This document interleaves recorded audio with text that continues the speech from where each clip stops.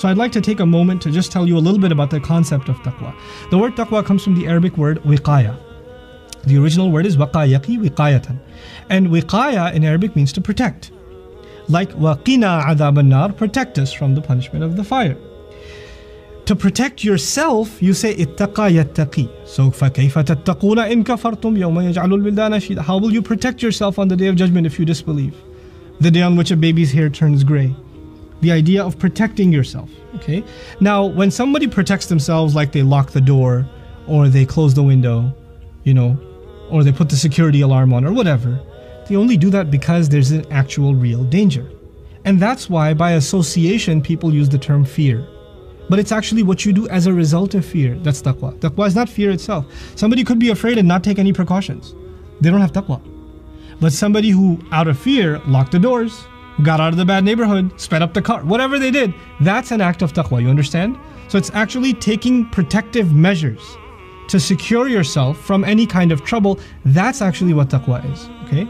Taqwa can have a positive connotation too. It's not just protect yourself against danger, but when you take the proper precautions to not get in trouble with your dad, or with your mom, or with your spouse, or in our case, to not make Allah upset. When you protect yourself from, for example, I know that I'm going to fall asleep, so I'm going to finish my homework before I fall asleep. I'll just do it early, because I know I have time right now and I'm feeling lazy, but I know if I delay it to 7, I'm not going to do it. That's an act of taqwa. You protected yourself from your own shortcomings. You took proper precaution. And that's why you'll find even, one of the places in Qur'an, actually in Surah Al-Baqarah, when you're preparing for Hajj. When you prepare for Hajj, you have to have a lot of savings. You have to pack properly, right? And it's going to be, back in the day, a really long journey. So you really have to make sure you pack. And you're going to be in the desert. So if you don't have the right supplies, you're going to die. So Allah says, وَتَزَوَّدُوا. Pack up. فَإِنَّ خَيْرَ الزَّادِ التَّقْوَى. The best kind of provision you can have is taqwa, meaning take proper precaution. Not just taqwa of Allah, but that's a comprehensive phrase saying, look, be safe. Don't go to unsavory roads and neighborhoods. Don't talk to strangers. Make sure you defend yourself properly. That's actually within the meanings of taqwa. Now, why am I telling you all of this? Because Allah has done something remarkable. Taqwa is something talked about over 200 times in the entire Qur'an. One of the if not the most repeated theme in the Qur'an is taqwa.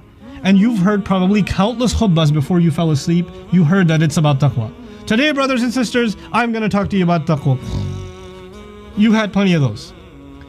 Everybody says you have to have taqwa, you have to have taqwa, you have to have taqwa, but it's not on sale after the salah, it's outside. I don't know where to get it from. You have this concept.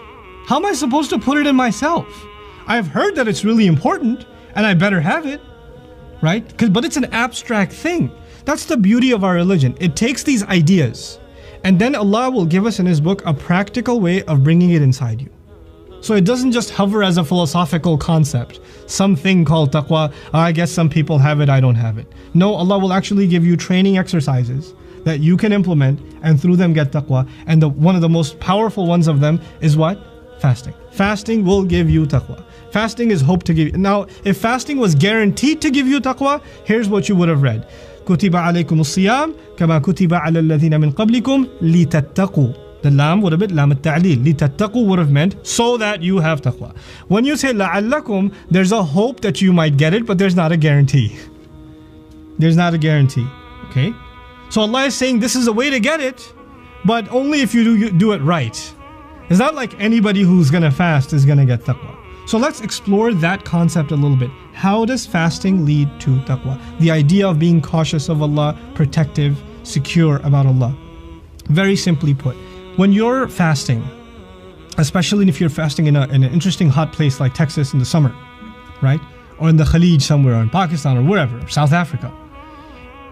When you're fasting, you're gonna feel thirst. And it doesn't matter if you're religious or not, or old or young. It doesn't discriminate. Thirst doesn't discriminate. Hunger doesn't discriminate. You're gonna feel hunger. And that feeling inside of you is basically your body asking you to disobey Allah. Isn't it? I mean, every ounce of thirst, every second of thirst that you feel, your body is screaming, give me water. Your stomach is really almost coming up with a song on its own.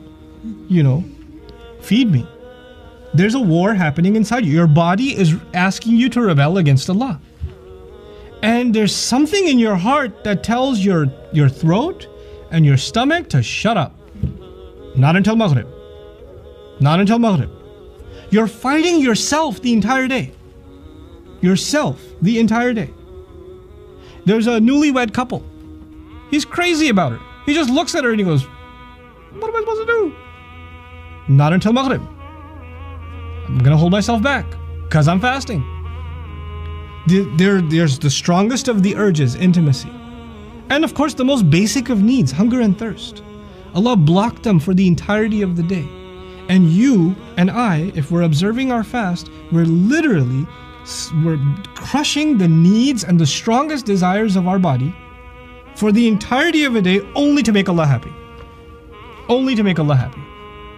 And you there's a kid who's like 12 years old or 10 years old, he's fasting for the first time, and he's looking at this melted piece of chocolate, and he's got like a little thing of it on his, and he's just looking at it and he puts it back. Even he's got taqwa. And then you're gonna do this. Every time you do this, you're developing a consciousness of Allah. Why is that exercise important? If you can do that through the entirety of a day, to block yourself and deny yourself the most fundamental of your needs and the strongest of your wants. If you're capable of doing that, then Allah is asking you for a lot less outside of the fast. He's asking you to actually يُحَرِّمُ عَلَيْهِمُ الْخَبَائِثِ. The only thing He wants to prevent from you are filthy things. You're going to have a much easier time dealing with other acts of obedience of Allah. It's trained you. It's beautiful. I put it this way. When, for any tough job, like a rigorous training, like a military training or police academy training, these kinds of trainings, there's a lot of tough exercise, yeah? And they go through hours and hours of regiments and trainings. And then that same guy decides to join some kind of light gym. And they have a workout routine. And he says, this is a joke. We used to do 10 times this much. Yeah? So when he's come through a much tougher training, anything less is piece of cake, effortless. That's the idea of fasting. It's so tough. So when you're done with this, what Allah is going to ask you after that is piece of cake. You're ready for it. You'll develop the consciousness of Allah, and you'll be much better able to protect yourself from disobeying Allah.